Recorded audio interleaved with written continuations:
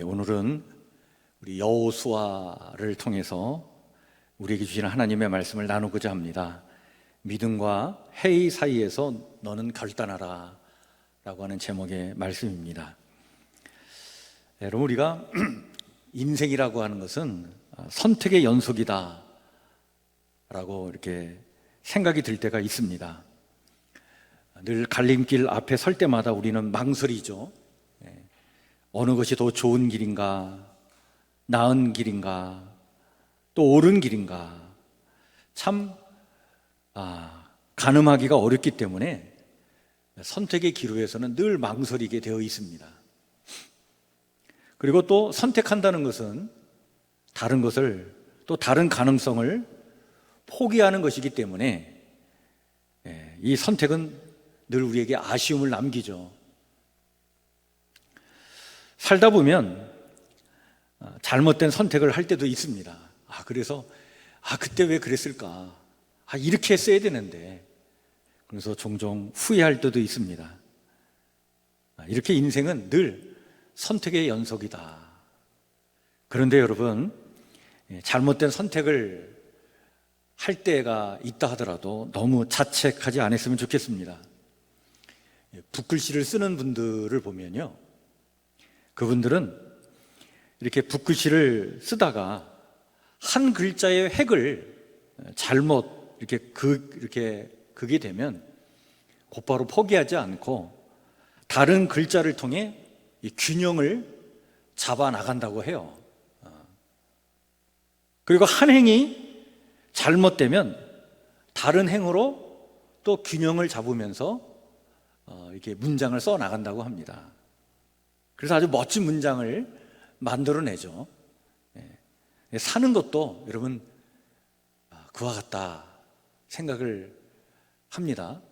그래서 잘못된 선택이나 또 잘못된 판단을 내릴 수 있지만 그것 때문에 우리 인생을 포기하면 안 되죠. 우리 또한 이렇게 균형 잡아서 살아가면 결국에는 인생을 이렇게 큰 안목에서 보면 잘 살았다, 그렇게 감탄할 때가 반드시 있을 것이다 라고 봅니다. 그런데 인생에 있어서 정말 중요한 것은 그 선택의 기로에서 이것을 선택하든 저것을 선택하든 그 상황에 따라 다르겠지만, 그러나 정작 중요한 것은 바로 뭐냐면 지향입니다.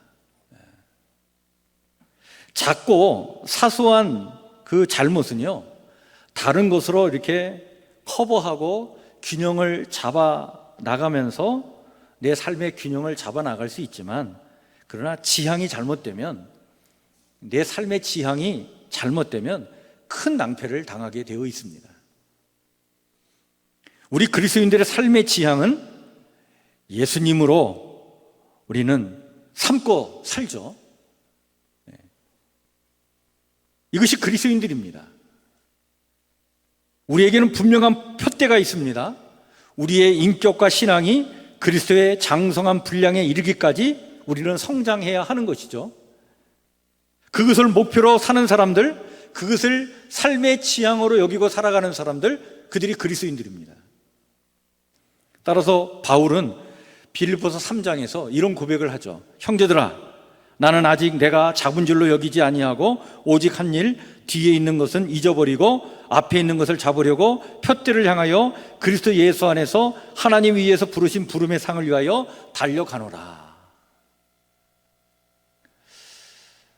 따라서 여러분, 믿음으로 산다는 것은 주님의 마음과 뜻과 비전이 있는 곳에 나의 마음과 뜻과 비전이 일치해 가 있도록 그 지향점을 분명히 하며 살아가는 것, 이것이 바른 삶이고 바른 신앙의 모습이다. 그렇습니다. 여러분, 우리는요, 개인의 만족과 안일한 행복을 위해서 하나님을 이용하고 하나님을 동원하는 것이 아니라 사실은 하나님의 꿈을 이루기 위해서 우리 자신을 주님께 바치고 사는 사람들이에요. 이게 우리 그리스도인들의 삶이죠. 근데 여러분, 이것이 편안한 길이 아닙니다. 어느 때는 참 가시밭길이에요. 불편하고 괴로울 수 있습니다. 그래서 좁은 길이에요. 하지만 잊지 말아야 합니다. 그 좁은 길을 걸어야 마침내 우리는 영원한 생명에 이를 수 있어요. 이 영원한 생명의 길은 결코 넓은 길이 아닙니다. 좁은 길로 가야 되는 거예요.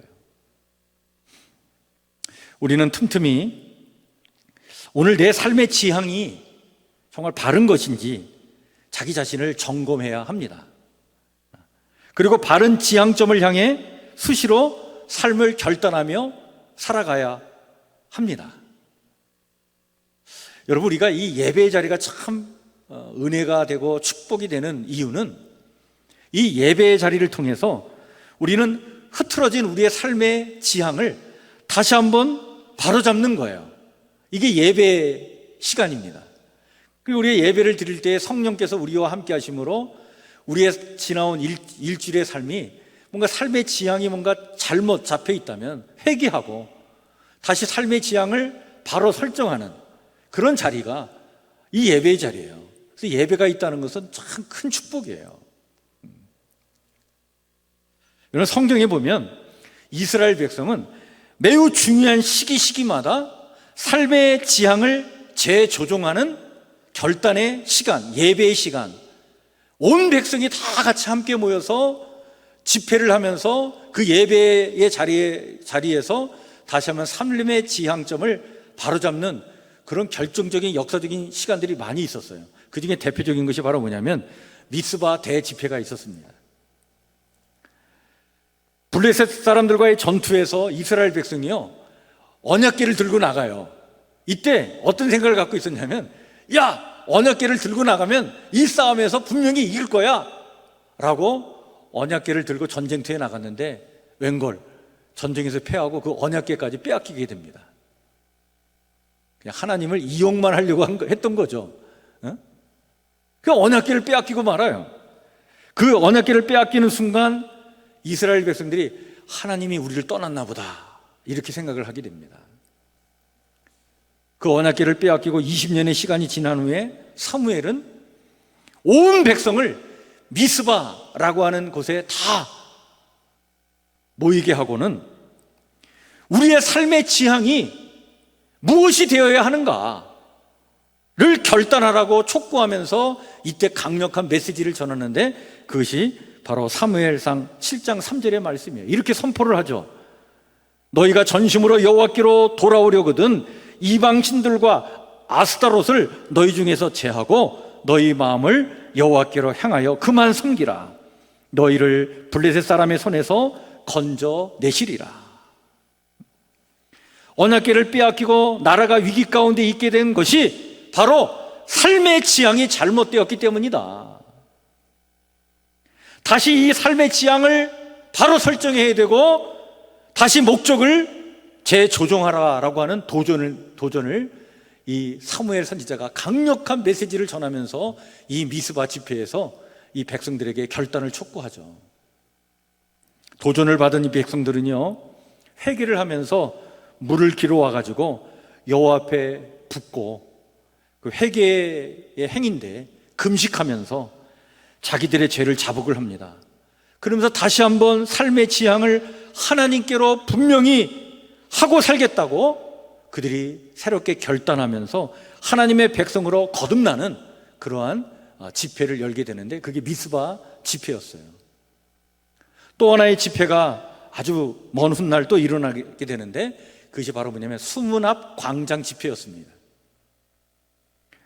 바벨론 포로 생활을 마치고 이스라엘 백성들이 예루살렘으로 돌아왔어요. 그리고 예루살렘을 회복하기 위해서 열심으로 막 노력을 합니다. 성전도 세우고 후에 느헤미야가 다시 와가지고 성벽도 막 이제 세워나가는데 이 예루살렘 재건 사업이요, 이게 만만치 않은 거예요. 너무 힘든 거예요. 가진 건 없고 외부의 압력은 있고 점점 백성들은 지쳐가고 이런 상황에서 다시 한번 민족적인 어떤 자긍심과 정체성을 재확인시켜 줄 그런 집회가 필요했어요.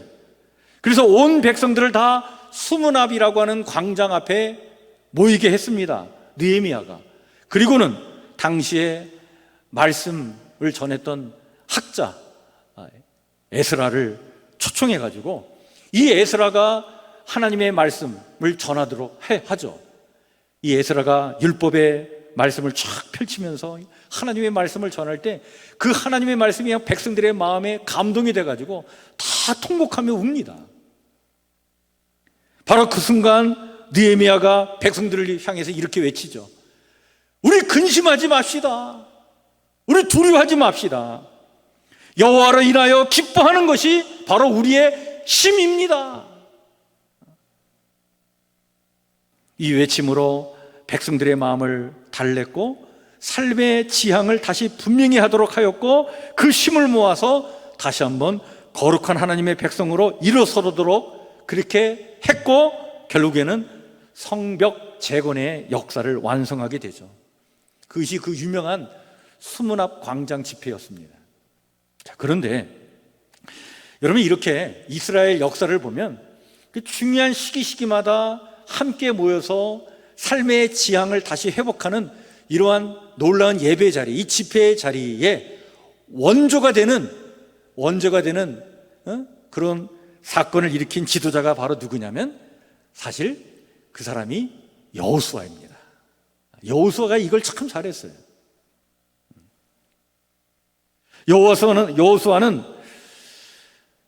여호수아 삶 자체가 언제나 삶의 지향점이 뭔가 모호해지는 순간에 가감하게 하나님 편에 서서 결단을 내릴 줄 아는 삶을 살았던 사람이 여호수아였습니다. 여러분 우리가 잘 알고 있듯이 여호수아는 에브라임 지파의 지도자였어요. 이스라엘 백성들이 출애굽을 해서 시내산을 거쳐가지고 가데스 바네아라고 하는 곳에 도착을 하죠. 거기서 3일 길만 올라가면 가나안 땅을 정복하게 되어 있는데 이 가나안 땅에 들어가기 전에 40일 동안 12명의 정탐꾼을 보내가지고 한번 땅을 정탐해보자. 그래서 12명을 선발했을 때 에브라임 지파의 지도자로 누가 선출이 되냐면 바로 여호수아가 선출이 되죠. 유다 지파의 지도자는 갈렙이었습니다. 근데 이 여호수아와 갈렙 이외에 나머지 10명은요 40일 동안 이 가나안 땅을 정탐하고 오고 난 다음에 하는 이야기가 그냥 어떤 불신과 회의에 사로잡혀가지고 이 가나안 땅을 악평을 하는 거예요. 우리 들어가면 죽는다. 하나님께서 우리를 죽이시려고 이곳까지 인도하신 것 같다. 이렇게 불평을 쏟아냅니다. 그때 그 악평하는 자들을 향해서 여호수아는요 하나님의 약속을 굳게 붙잡고 현실을 바라본 사람이었어요. 그 가나안 땅에 아낙 자손이라고 하는 거인족들이 있지만 현실은 참 그 가나안 땅을 정복하기에 어려운 문제들이 많이 있지만 그러나 현실 바라보지 않고 그 현실을 바라보고 하나님의 약속에 회의를 갖고 불신하지 않고 오직 하나님 편에 서서 하나님의 약속을 굳게 붙잡고 그 현실을 돌파해 나가려고 했던 사람이 여호수아예요. 따라서 그 10명의 악평이 쏟아지는 가운데 여호수아는 하나님의 약속의 말씀에 굳게 서서 그는 옷을 찢으며 이렇게 외치죠. 그 땅은 심히 아름다운 땅이며 하나님이 이를 기뻐하시면 능히 주실 것입니다.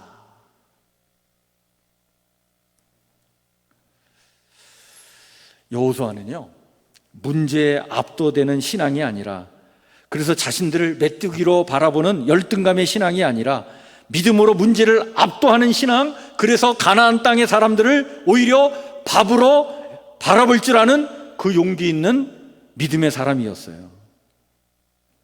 이런 의미에서 여러분 여호수아는요 믿음과 회의 사이에서 끝까지 믿음을 지향하는 삶을 선택해 나갔던 사람이었죠.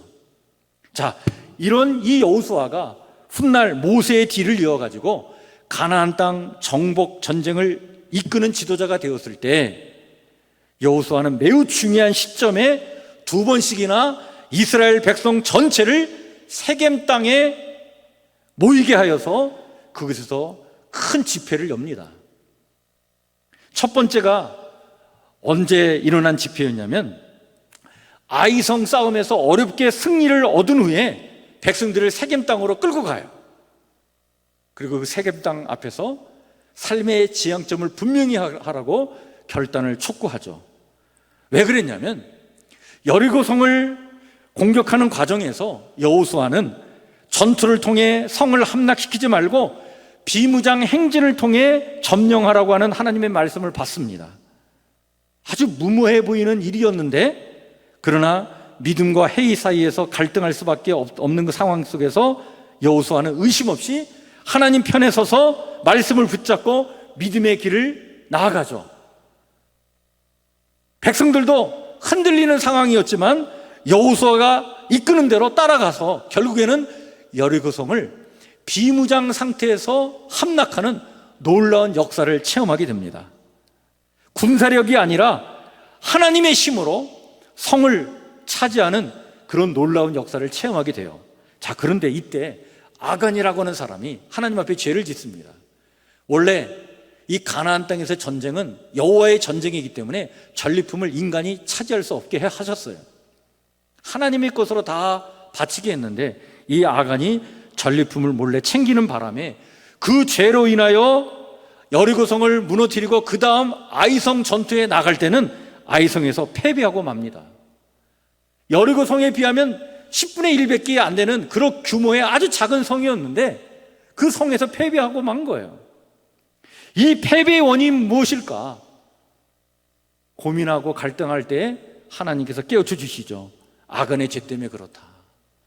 결국 아간의 죄를 심판하고 난 다음에 아이성을 공격하고 거기서 승리를 얻고 난 즉시 이 여호수아가 그 다음에 행한 일이 바로 뭐냐면 이 백성들을 이끌고 세겜으로 그들을 끌고 가는 거예요.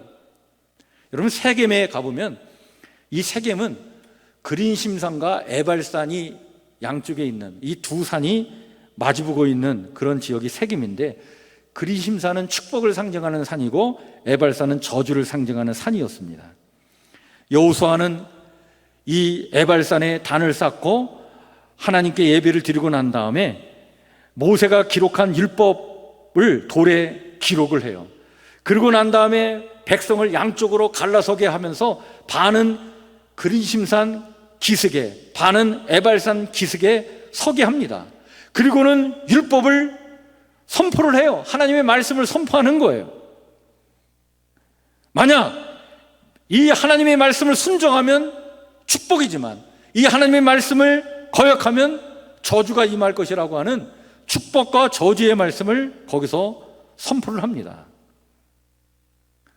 이것을 선포하는 이유가 바로 뭐냐면 이제 가나안 땅 정복 전쟁이 계속 진행될 텐데 하나님 편에 서서 믿음을 굳게 붙잡고 나아가는 이 삶의 지향이 분명하지 않으면 우리는 이 전쟁에서 승리할 수 없다라는 얘기예요.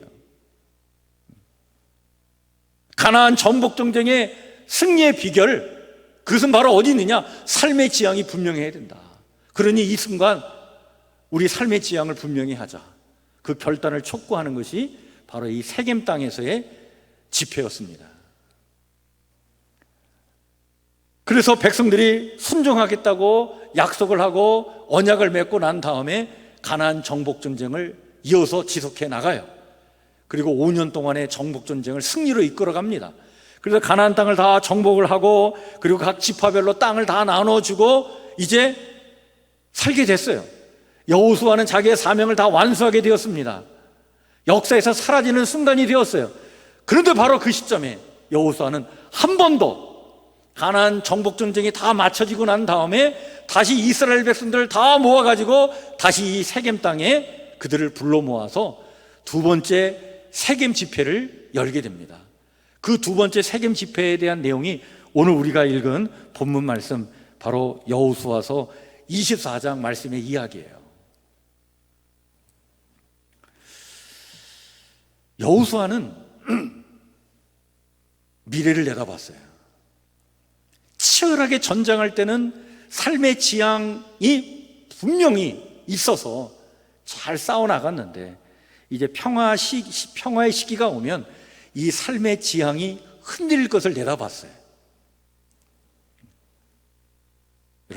이것이 우리 인간이에요. 사실 뭔가 이렇게 익숙해지면요, 뭔가 무뎌지게 마련입니다. 치열하게 막 어려움 중에 있고 막 전쟁 중에 있을 때는 뭔가 삶의 지향이 분명하더라도 평화가 임하고 평화의 시기에는 뭔가 삶의 지향이 이게 흔들리게 되어 있어요. 이 여호수아가 그걸 내다본 거예요. 그러면서 다시 한번 이 백성들의 정신에 혼을 불어넣기 위하여 삶의 지향이 분명히 무엇을 향해 있어야 되는지를 다시 한번 깨우쳐 주기 위하여 두 번째 세겜 땅에 모이게 하는데, 이때 그는 마지막 유언처럼 이런 결단을 촉구합니다. 그 말씀이 여러분 오늘 14절 15절의 말씀이에요. 여호수아가 이렇게 이야기하죠. 그러므로 이제는 여호와를 경외하며 온전함과 진실함으로 그를 섬기라. 너희의 조상들이 강 저쪽과 애굽에서 섬기던 신들을 치워버리고 여호와만 섬기라. 만일 여호와를 섬기는 것이 너희에게 좋지 않게 보이거든 너희 조상들이 강 저쪽에서 섬기던 신들이든지 또는 너희가 거주하는 땅에 있는 아모리 족속의 신들이든지 너희가 섬길 자를 오늘 택하라. 오직 나와 내 집은 여호와를 섬기겠노라.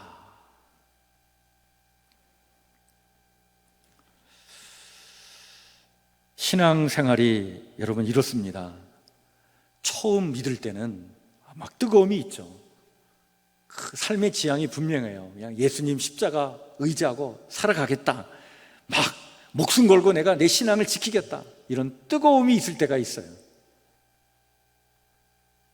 근데 뭔가 이게 삶이 뭔가 익숙해지고 이게 뭔가 이렇게 평안해지고 무뎌지게 되면 우리는 그런 결심이 아주 희미해지는, 그리고 주님을 향한 그 사랑이 옛사랑처럼 느껴지는 때가 반드시 옵니다.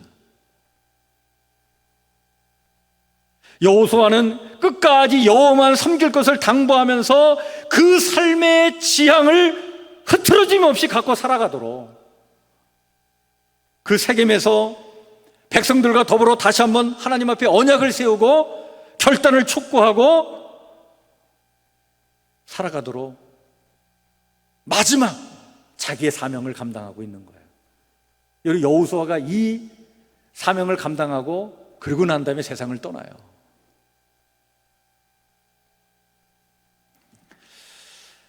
여러분, 신앙이란 결단입니다. 날마다 삶의 전장에서 우리는 결단을 요구받고 있죠. 너희 섬길 자를 오늘날 택하라 라고 하는 도전입니다.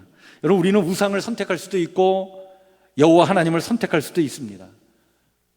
우상은 우리에게 행복과 편리와 쾌락의 길을 늘 가리켜요. 하지만 하나님은 우리에게 섬김과 나눔과 돌봄의 길을 가리킵니다. 우상의 길은 넓은 길이고 하나님의 길은 좁은 길입니다. 어느 쪽을 선택할 것인가? 그 선택의 기로에 설 때가 참 많아요. 여러분, 이런 우리들에게 오늘 하나님은 여호수아를 통해 말씀하십니다.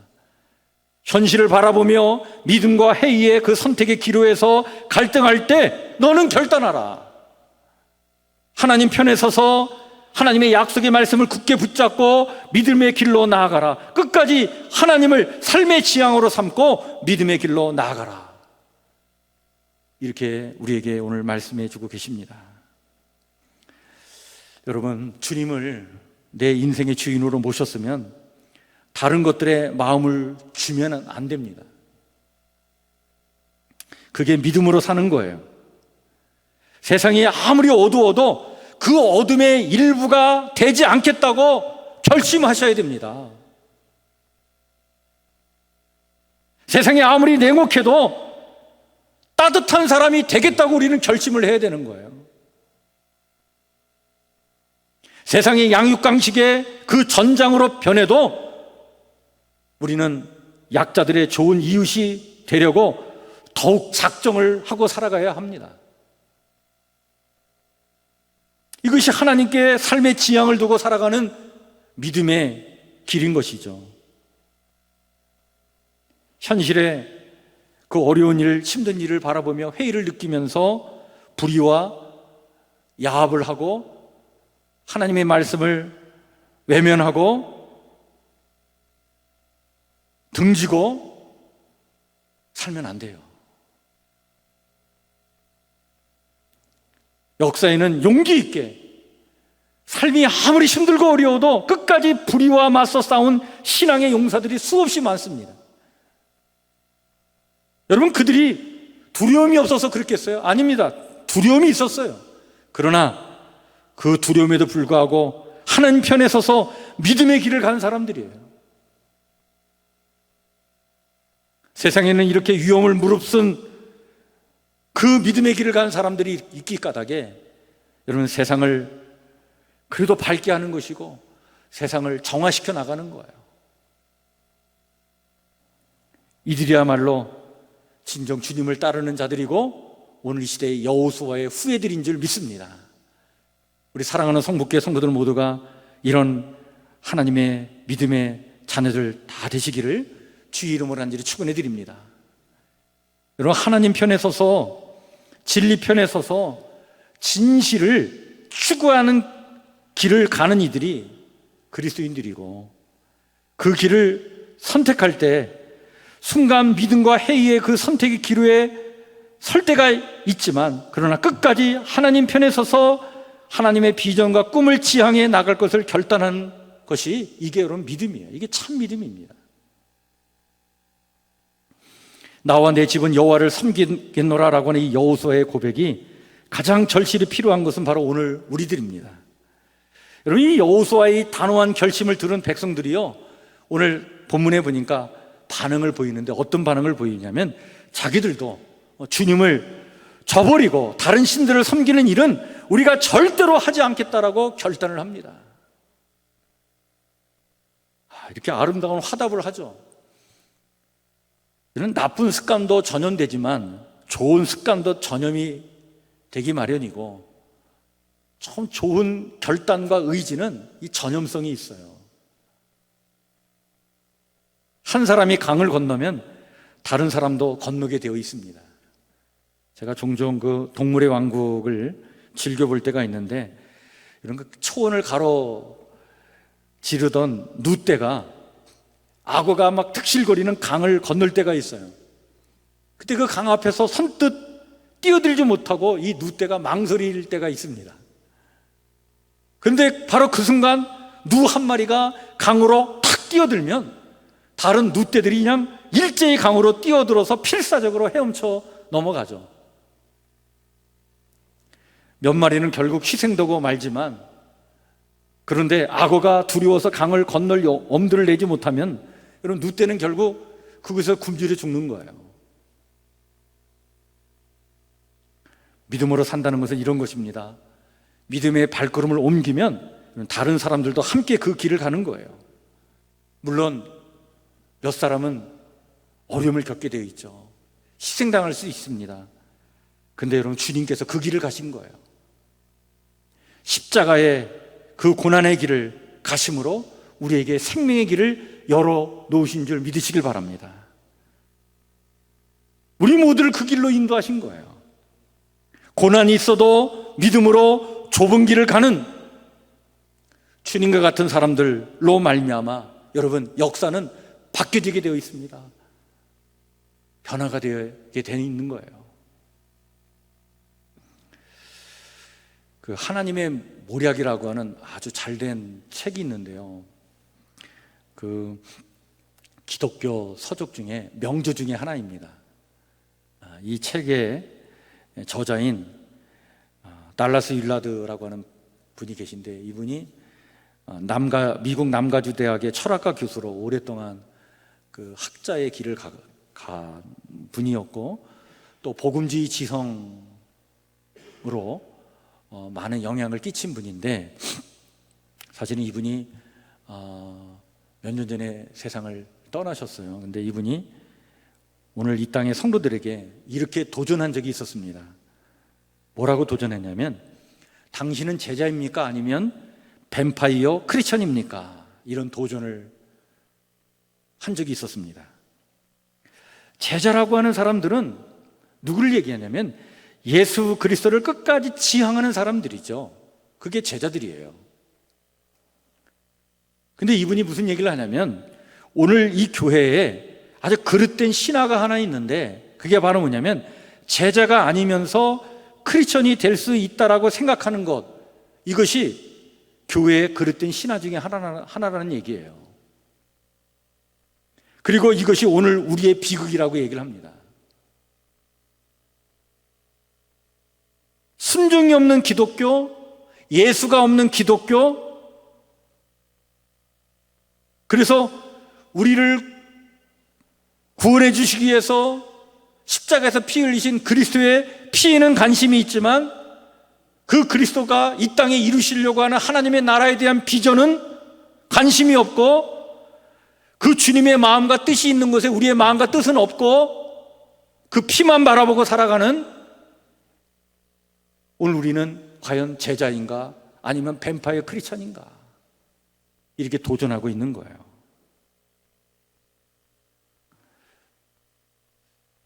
결단이 없어도 그리스도인으로 살아가는 편리한 시대에 지금 우리가 살고 있는데, 여러분, 이런 시대를 우리는 저항할 줄 알아야 됩니다. 성경이 말하는 성공은 분명합니다. 여러분, 성경이 말하는 성공은 뭡니까? 그건 거룩함이에요. 말과 행동에서 성령의 열매가 나타나는 것입니다. 하나님의 음성을 듣고 마음의 혁신을 이루는 것입니다. 결단하는 것입니다. 마음을 찢는 것입니다. 나의 왕국을 만들어 나가는 것이 아니라 주님의 왕국이 나의 삶으로 들어오도록 하는 거예요. 이게 거룩이고, 이게 성경이 말하는 성공된 삶이에요. 우리는 이런 삶을 지향하도록 다시 한번 믿음과 회의의 그 갈림길에서 우리는 결단을 해야 합니다. 믿음의 길에 들어서도록 여러분, 하나님 편에 서서 하나님의 약속의 말씀을 굳게 붙잡고 진리의 길을 따라가기를 결단하는 오늘 우리 성북교회 성도들 모두가 되시기를 주의 이름으로 간절히 축원해 드립니다. 따라서 삶의 지향이 늘 분명하고, 그래서 예수 제자의 삶을 살아가는 멋진 그런 그리스도인들 다 되시기를 주의 이름으로 간절히 축원해 드립니다. 기도하겠습니다.